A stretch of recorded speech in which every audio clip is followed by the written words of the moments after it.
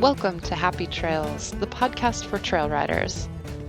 I'm your host, Jess, and this is episode 1, the preview show.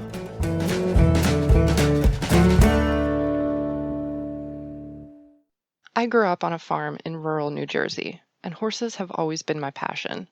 I was riding before I could walk, and even though I spent most of my life focused on competition, I've always loved trail riding. There's just something about it. Being alone with your horse, surrounded by the beauty of nature, it's just so special. A few years ago, I made a radical change in my life. My partner Byron and I left New Jersey in our trailer and started living as digital nomads. We've been traveling, riding, and rock climbing all over North America ever since. We've visited some incredible places, and I want to share those with you. So in this podcast, you can expect to hear about specific places to ride and camp with your horse. I've also met lots of cool people along the way who have their own stories of fantastic destinations. We rode the Thunder Mountain Trail just outside of Bryce.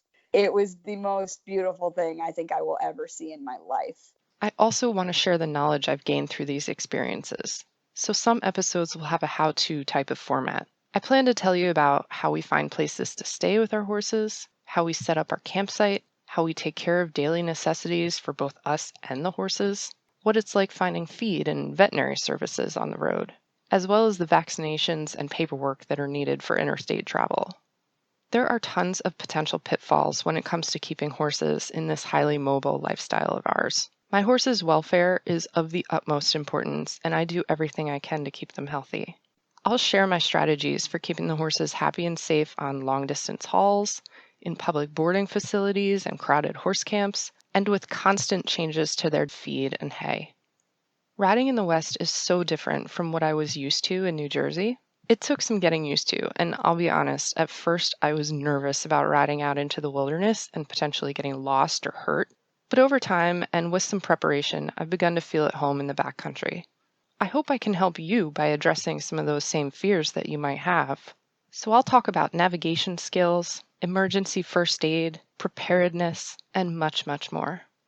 Of course, training your trail horse is incredibly important for a good ride, whether that's in the backcountry or just on the back 40.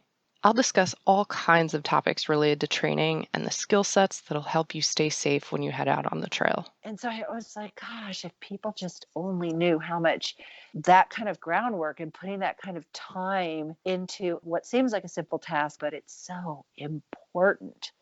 I've met people from all over the world in my travels, and I always love hearing about what the trails are like where they're from. So on occasion, we'll have a guest on to talk about some international destinations. So riding in Ireland is just so unbelievably beautiful. I'm fascinated by the people who travel long distances on their horses, like traversing the entire Pacific Crest Trail. Getting out on some long rides is a goal of mine, but I have a lot to learn. I plan on speaking with some experts who can help guide me and get me started in horse packing. Trail horses come in all shapes and sizes. There's so many breeds in the world, and yes, some have been selected to specialize in particular disciplines, but that doesn't mean they can't be a good trail horse. These off-the-track thoroughbreds are extremely bold and extremely talented. I've heard from people doing incredible things on the trail with some very non-traditional equines. Cricket is my little miniature horse who stands a whopping 29.5 inches tall. So she's not just a mini, but she's a mini. She does endurance with me.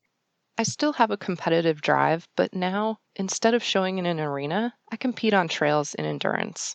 There are all kinds of trail sports out there that you may not be aware of, like mounted orienteering, competitive trail, ride and tie, and equithon. Many of the skills utilized in these competitions directly relate to useful skills that can be applied in recreational riding too, and I'll go into more detail on that later. If you're going to venture out in a group, it's important to be aware of trail etiquette so that you get invited back to ride with those friends again.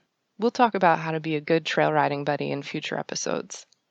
Additionally, it's a good idea to think about how your behavior affects other trail users when in a multi-use area.